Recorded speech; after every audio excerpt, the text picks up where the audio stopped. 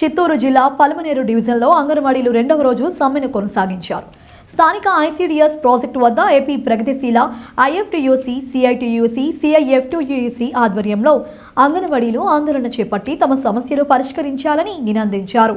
గౌరవ వేతనం మాకొద్దు, కనీస వేతనం చెల్లించాలి, సుప్రీంకోర్టు తీర్పును అమలు చేయాలంటూ పెద్ద ఎత్తున నినాదాలు చేశారు. ఈ సందర్భంగా ఏపీ ప్రగతిశీల హెల్ఫేర్ వర్కర్స్ యూనియన్ ప్రధాన కార్యదర్శి జ్యోతమ్మ మాట్లాడుతూ గత 3 నెలల నుండి అంగన్వాడీ సమస్యలపై రాజధాని అమరావతిలో ప్రిన్సిపల్ సెక్రటరీని విన్నవించామని, అయినా ప్రభుత్వం నుండి స్పందన లేదని ఆవేదన వ్యక్తం చేశారు.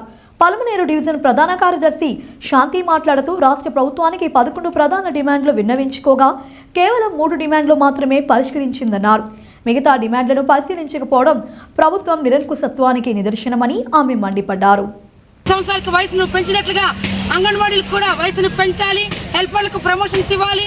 ఈరోజు రాజకీయ వేధింపులు గ్రామాల్లో అంగన్వాడీలకు ఎక్కువగా ఉన్నాయి. వాటినన్నింటినీ కూడా వెంటనే అరికట్టాలి. ఈరోజు రిటైర్మెంట్ బెనిఫిట్స్ 5 లక్షల వర్కర్కి, హెల్పర్కి 3 లక్షలు, మినీ అంగన్వాడీ టీచర్కి 3 లక్షల రూపాయలు ఇవ్వాలని చెప్పి డిమాండ్ చేస్తున్నాము. ఈరోజు సుప్రీంకోర్టు ఇచ్చినటువంటి తీర్పును కూడా ఈ రాష్ట్ర ప్రభుత్వం ఏమాత్రం కూడా పట్టించుకోవడం లేదు. వెంటనే కూడా గ్రాడ్యుయేట్ అమలు చేయాలి. అలాగే ఈరోజు మినీ అంగన్వాడీ వ్యవస్థను రద్దు చేసి పూర్తిగా వాళ్ళందరినీ కూడా మెయిన్ అంగన్వాడీ టీచర్గా గుర్తించాలి. ఈరోజు అంగన్వాడీ కేంద్రాలకు నాణ్యమైనటువంటి ఫుడ్ సరఫరా చేయడం లేదు ప్రభుత్వము, నెల సక్రమంగా అందడం లేదు. లబ్ధిదారులకు నాణ్యమైనటువంటి ఫుడ్ ఇస్తున్నారు, మంచి ఫుడ్ ఇవ్వాలని చెప్పి మేము డిమాండ్ చేస్తున్నాము. అలాగే ఈరోజు అంగన్వాడీలు దాదాపు 8వ తేదీ ఈ నెల డిసెంబర్ 8వ తేదీ నుంచి సమ్మెలోకి వెళ్తున్నామని చెప్పి అధికారులకు సమ్మె నోటీస్ ఇవ్వడం జరిగింది.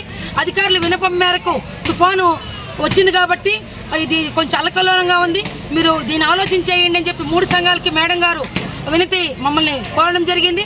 మేము వాళ్ళ మాటలు కాదనలేక గౌరవం ఇచ్చి మేము 8వ తేదీ సమ్మె వాయిదా వేసుకున్నాము. 11వ తేదీ చర్చలు జరిగాయి, 3 సంఘాలను పిలిపించారు.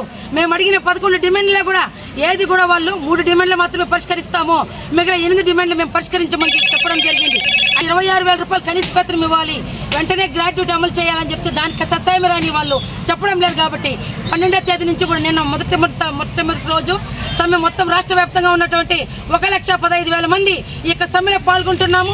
3 సంఘాల ఆధ్వర్యంలో జేఏసీగా ఏర్పడి, జాయింట్ యాక్షన్ కమిటీగా ఏర్పడి మేము ఈ యొక్క సమ్మెని చేస్తున్నాము. ఇప్పుడు నిన్నంతా కూడా మళ్ళీ చర్చలకు పిలిపించారు అధికారులు. నిన్న ఈవినింగ్ అక్కడ కూడా 4 డిమాండ్లు మాత్రం పరిష్కరిస్తామని చెప్పారు. మిమ్మల్ని ఉద్యోగాలను తొలగిస్తామని చెప్పి అంగన్వాడీ టీచర్లు బెదిరిస్తున్నారు. మా ఉద్యోగాలు తీసేదానికి వాళ్ళెవరు? మా ఉద్యోగాలు తీసేదానికి మా సంఘాలు ఉన్నాయి. మా ఉద్యోగాలు తీసేస్తే మేము కాపాడుకోవడానికి కోర్టులు ఉన్నాయి. అంతేగాని మమ్మల్ని బెదిరించే పని ప్రభుత్వాలకు మాత్రము చేపడితే మేము ఎవరు కూడా ఊరుకోము. మా న్యాయమైన డిమాండ్స్ని పరిష్కరించిన పక్షంలో మేము ఈరోజు 2వ రోజు ఇంకా 20 రోజులైనా